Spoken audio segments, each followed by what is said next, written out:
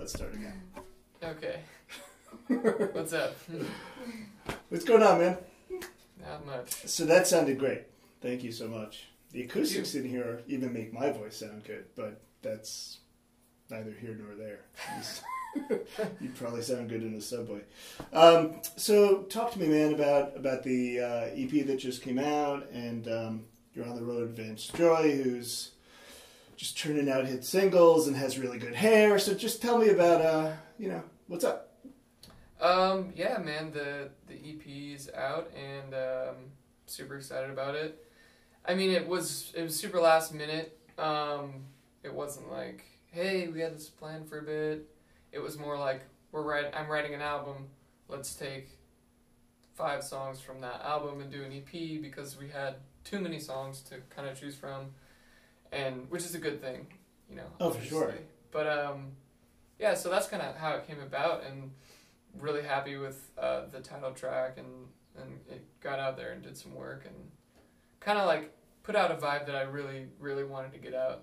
Yeah, I mean, it's interesting because the matched with the lyrics of the song, you know, the first song you played, obviously, and just the layers to your voice. It's really like I don't know, it's a unique vibe. It's definitely a fuck you song, though. It is a little bit. Yeah. Kind of. Yeah. I mean, I wouldn't disagree with that. Yeah. Yeah, there's that side to it, and then there's kind of the fuck me side for hanging out with you. Yeah. So it's a double-sided blade there. So, you know, it's interesting. You said you had 5 songs, and you're like, all right, you know, let's just put it into an EP. So you have the full length already in the can or close to? I wouldn't say in the can. Yeah. I mean, there's basically it's written. It's kind of demoed out. I'm sure that specific list will change a little bit, but we're pretty set on the bulk of the songs that we. So, like, within a year, we'll have a full length from you. Yeah, definitely. And you're like, I just released an EP. Thanks. Let's talk about the album that's not done yet instead of the EP that it is. I'm always curious, like, if people who put out EPs, if they struggle to get to that 5th song or the 3rd song or the 4th song, or if it's a similar vibe like you, where you have too many, and it's just the immediacy of everything now, like, you know, all right, let's just get this out now because this is done and keep going. I guess it's like a mixed bag. Yeah, I mean, it depends. Like, I feel like a lot of artists, you know, even people that I know, they have this idea of exactly what their music should be and what they want it to be, and they have people that they can, you know, bands and artists that they can kind of base that off of. And with me, I didn't really, you know, I have favorite songs and artists and albums, but I never really was 100% sure the exact vibe, because I started out writing so many different kinds of music. So, with that being said, there's a lot of different genres to choose from and inspirations, and just a lot of songs that, I could rewrite this song and it wouldn't sound like this anymore, it'd sound more like this. Right. So, I mean, that's really the reason we had so many songs to choose from.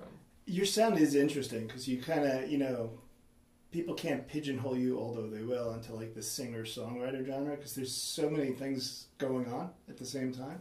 Like even here, when you're just playing with a guitar, like I heard like a whole bunch of different, it was like kind of like an R&B kind of thing going on very subtly, and then, you know, it kind of shifts a little bit.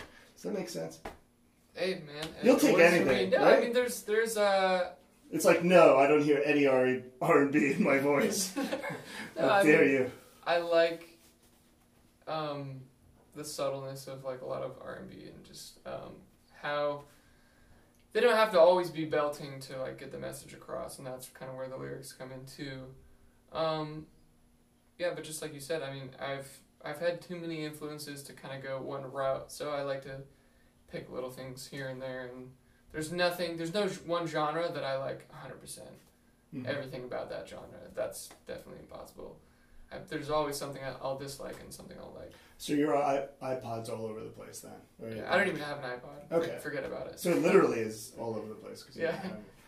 That made no sense. So what do you listen to like on the road? I mean, if you don't have an iPod, is there like a mixtape? Are you like old school or I don't know, you have an 8-track? I like to kind of like, I mean, we're in the band this year, and I like to let other people sort of pick the playlists, and that way I'm kind of listening to a bunch of new stuff. My favorite songs and albums is kind of like, I save that for when I'm running dry on inspiration, basically. That way, it never gets old. It's always going to remain some of my favorite music. I can always draw from that and know that I don't feel like my foundation taste is changing too much, which, you know, is something I would like to keep the same. What's one of your go-to albums? Parachutes by Coldplay. Nice. I'm super stoked on Torches by Foster the People. That's a more recent one, but I've been listening to it more and more and digging it a lot. Cool. So. Yeah, it's interesting. I wonder, like, what interviewers like me, who probably deep down wanted to be musicians, and this is the only thing I could do to somewhat fulfill that, is if, like, you would hear any journalist being like, well, I kind of pumped myself up by watching a vintage Barbara Walters interview. Yeah, I mean, it's just like, sometimes you just got to get, like, those emotions from, you know, if you want to get those out. I mean, there's a lot, there's just too much stuff that I've pulled from over the years. What do you think of Coldplay's new album? It's cool. I mean, it's never gonna be that first. Right. That first album is just like more abstract lyrically. Yeah. And I mean, every time I've done an interview or anything, I've brought it up just because it is a go-to. It really is. Yeah, it's a great album. The only reason I ask is it's been like a slow burner with me. I'm just I'm right there now where I'm like, wow. I mean, lyrically, it like kills you, as a lot of their songs do. But anyway. Yeah. Because Coldplay needs the press. Let's give them some more. Yeah, I mean, there's a lot of, you know, my parents listened to a lot of music growing up, and I'd you know, if I had to say every artist that's ever contributed to my headspace, you know, Modest Mouse, Coldplay, Death Cab, Bob Marley, even opera music, just like anything that, you know, seeped in there really affected, you know, how I feel about writing music. So there's a lot. Cool, man. Well, enjoy your time with Vance Joy, and then afterwards, what happens? What's the end of this year and early next year look like for you? Well, you know, like I said, the album's trying to come out soon. Right. But I'm assuming you're going to still tour, right? Or are you going back into the studio? I think we're actually going to focus. Okay. On Get the album out and. I mean, a lot of the work is done from home. Okay. So if I have to peace out for a 3-day stint on the West Coast or something like that, or a week, it's not a big deal. But we really want to tie the knot on this album. So. Cool. It's gonna be opera. It's not gonna be opera, unless you want it to be. Yeah, we'll see. Just being a dick. I can play along. It's all good. All right, thanks, man. Thanks for coming in. Right on.